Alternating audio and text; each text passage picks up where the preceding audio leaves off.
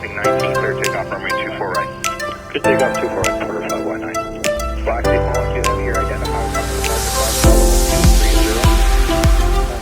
Hello and welcome back in this video. It has been a long time since I made one. I will explain more in here. Right now, let's talk about this video quickly and we get airborne. Today is the first time I'm going to do what I really want. The main objective of this video is to go see things. And today we're going to see things. We're going to CHICHÉN ITZÁ. We're going to check the pyramid of the Mayas people. And it is way better on a flight sim than I was expecting.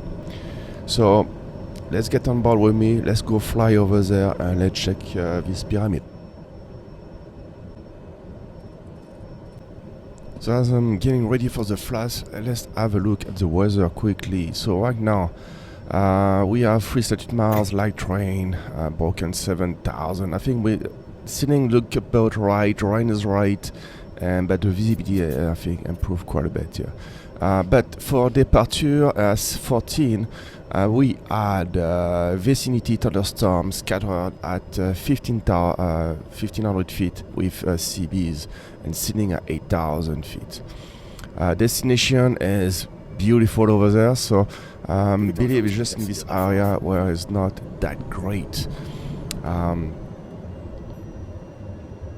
So now if we look at the map, at the radar, we can see we have like no rain in our area. I believe because the rain is just so small, we don't see it. So it confirms what I was saying, is not really any weather for us today. I don't believe so. For the flight plan, I made this new sheet here, still work in progress, but technically I need 170 gallons for the flight. And that is a minimum requirement for this flight.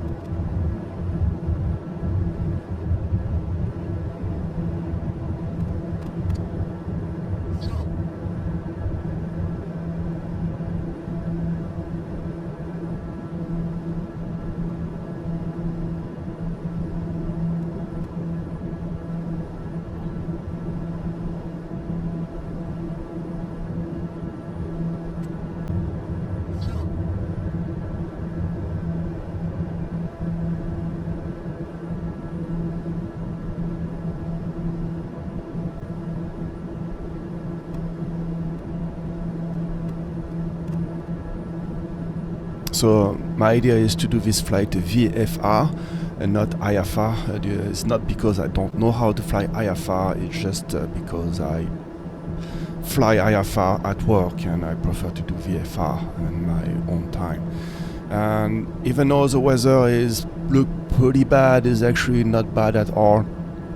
We have some very dark clouds, that is a concern, of course.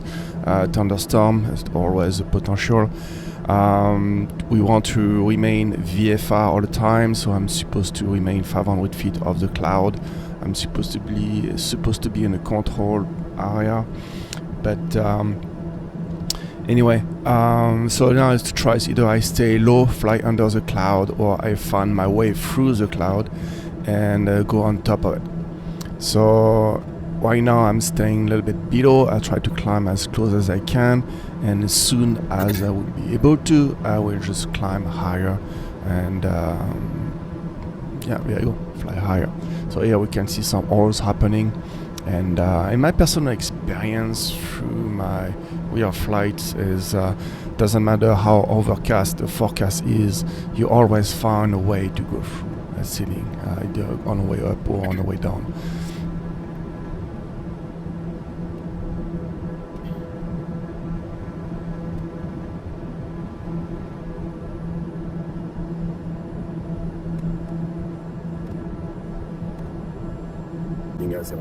À 046.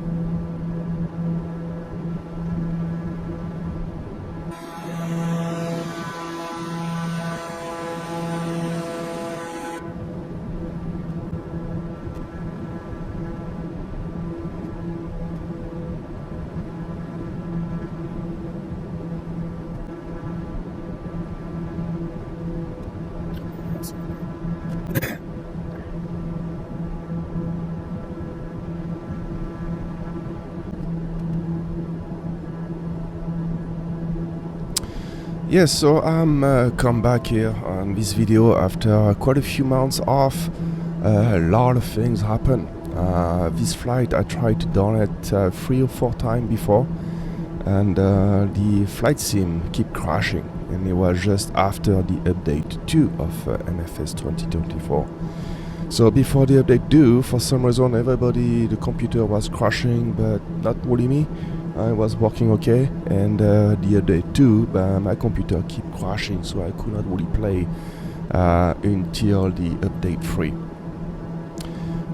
So that it was the first step why I didn't make any videos. The second one, spring arrived and I have to do a lot of work in the house, around the house, so I was like way too busy to do any videos. But now my workload goes down a little bit, so I'm back. I'm going to make a little bit less video, I think, than I used to do. I was making about a video every 2 weeks, something like that. I'm going to try to make one at least a month, maybe more, depending how busy I am. And yeah, so for this winter, I'm going to make more videos, and next spring again, I'm going to be busy around the house, so it's going to have less videos. No, something is wrong. It's not the symptoms. It's the other one of them. Doctor? I'm speaking.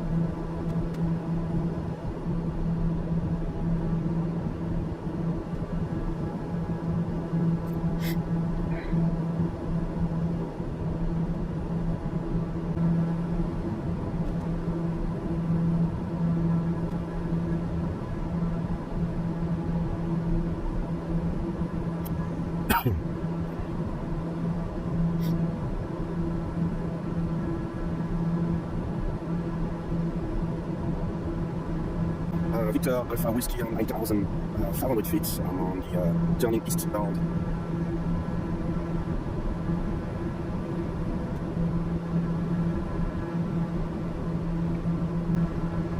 So some of you may ask me, why do you fly VFR when you can fly IFR? It's easier. Well, the idea is why I like VFR, because you look outside, and all the idea of this flight around the world is to see the world, see outside. And when you fly around like you see on a map, you're forced to look at details to confirm your position, and it's a very good way to actually see and learn about the geography where you're flying, and see the details, see the world. That is one part. The other part is keep you busy in the plane. You're always changing, double checking where you are and how to get there. And so yeah, so even when I was doing hiking in the mountain, I always like having a map in my hand and figure out how to get to my destination.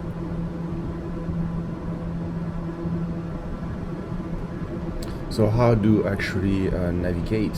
How do I do that? Well, first of all, you have a flight plan, and on a flight plan will give you a heading you need to follow. So usually this heading change with time, because magnetic north and the geographic north are not in the same place, so you always have deviation. On a flight simulator, it probably exists, but we don't really see that. And the navigation map I have on the iPad doesn't really actually give you a heading. I'm guessing is the magnetic heading. It must be anyway. And anyway, it's just changed a few degrees, so it's not a big deal. The idea is to have an initial heading, and when you start your navigation, you make sure you know exactly where you are on the map. You go on a heading, and after you're just looking for, what I'm looking for most of the time is towns, like cities or a small town, and see if I can see it on the map. And after I'm looking at a road. Road intersection are a big one.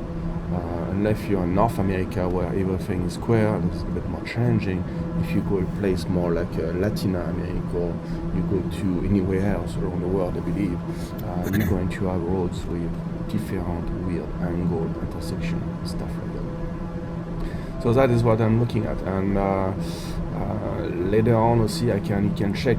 You can see the forest, prairies, and stuff like that. You can see on the map right now. You can see where it's more clear, it's more prairies, where it's more dark, it's more forest. So if you have like a specific shape, you can use that as a reference.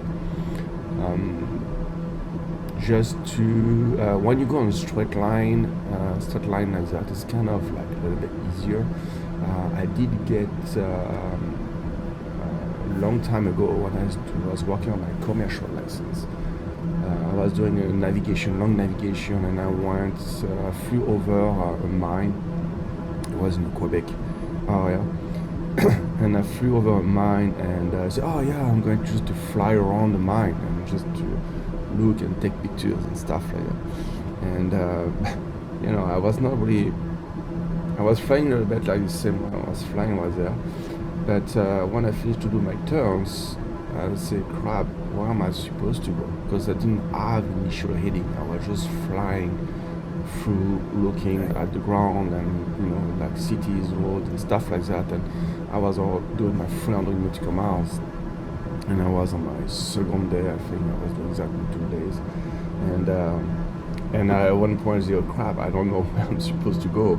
And so I first flew for a little while, and that is where it's getting very kind of tricky, is you try to find indication on the ground or match the one on your map. And by doing that, you do find stuff, but you don't find the right one. So you really need to be like a 100% sure is the one. Until at one point I realized I don't think I'm the right way. So I have to turn around, go back towards the mine, and restart my navigation from there and try to figure it. So it took me 2-3 try, and after I was able to find the right direction. And luckily I didn't have to do an emergency landing to an unknown airport or worse on the field somewhere, because I was too lost to figure out where to go. I think I had a GPS at the time in the plane, but I don't think I knew how to use it, because I kind of old school guy. I like doing stuff the old way. I'm weird, I know, but that is where I am.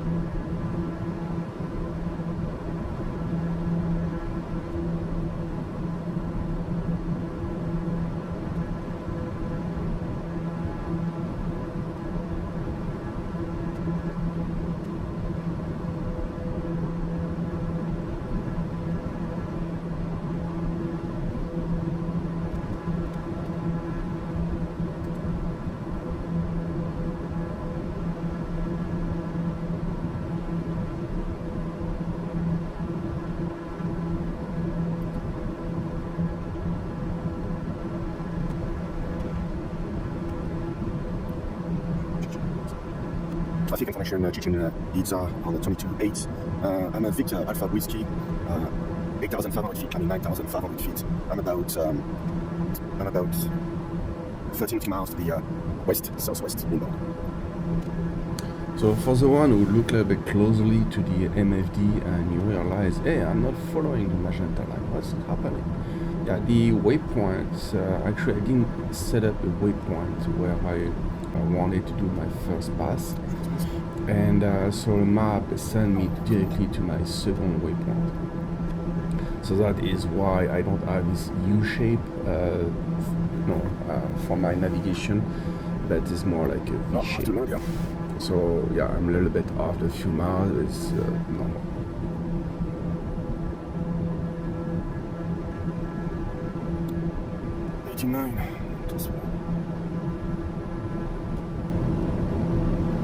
CHICHÉN ITZÁ, Mexico. This is Victor Alpha Whiskey. I'm in about 20 nautical miles to the southwest inbound.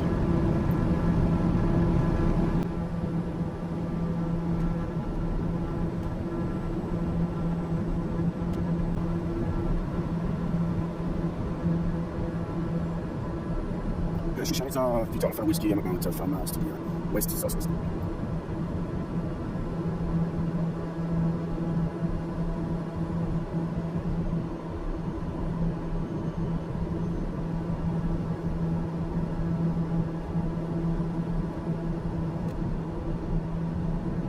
Sink rate, sink rate, sink rate, sink rate.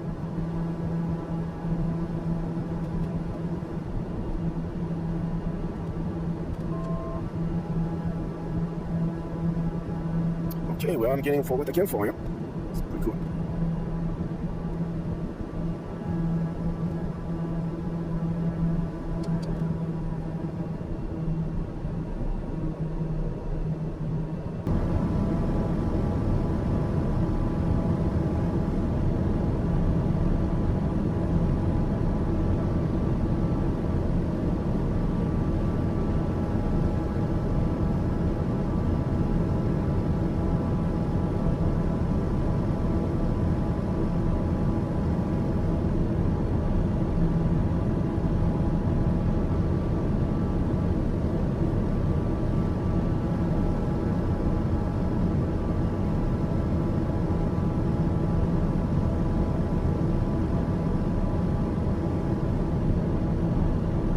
Engaging autopilot. Engaging autopilot. Engage.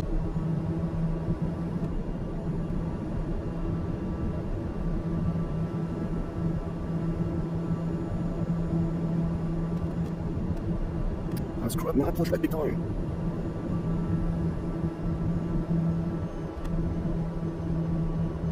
Engaging autopilot. Engaging What are you talking autopilot. about? Engaging autopilot. Engaging autopilot. Engaging autopilot. So yeah, what I was trying to do is to fly over the airport and try to look for the windsocks. Could not see it, I think, and I saw it after.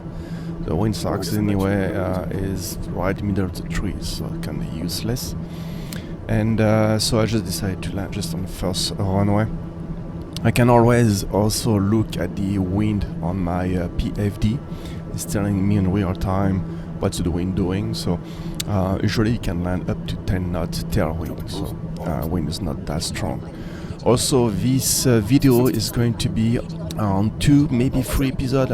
Most likely going to be 2 episodes.